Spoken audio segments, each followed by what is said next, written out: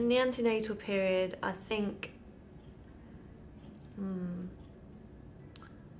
probably the most important thing is reassurance that the baby is, or how the baby is doing, I think.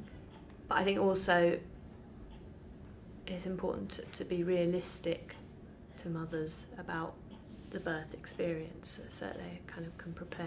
She was very, very clear about the facts, about what's going to happen to me, without scaring, without it, you know.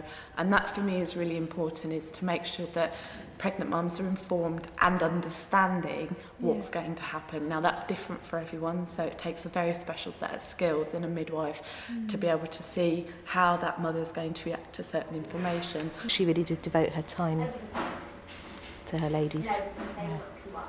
Yeah, she'd never hurry you away if you had extra questions. So. For me, it just made me feel like it wasn't so daunting. I wasn't worried about the birth, you know, because I felt like I knew everything I needed to know. Sasha had a complicated pregnancy and was admitted to the antenatal ward for several weeks before her baby was born prematurely. I've been on antenatal, yeah. I've been on antenatal ward, yeah. I've been in every single bed on that ward. I went all around it. But the staff were so accommodating. They're lovely, absolutely lovely staff.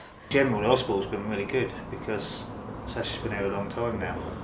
So I've got no complaints about staff or anything like that. Louise has had extensive surgery on her bowel, which meant that labour and birth would be difficult. There's very little help for people in my situation who've had colitis or Crohn's, and when my husband and I first started, we hadn't really thought about how difficult it might be.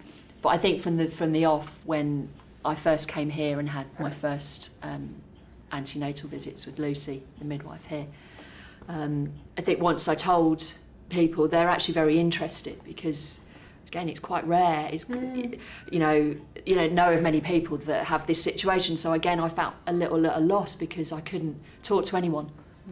Who do I talk to about what my experience of pregnancy is going to be like? I've got a massive part of my body missing. Is the baby going to sit a different way? There were so many questions and there's nothing there.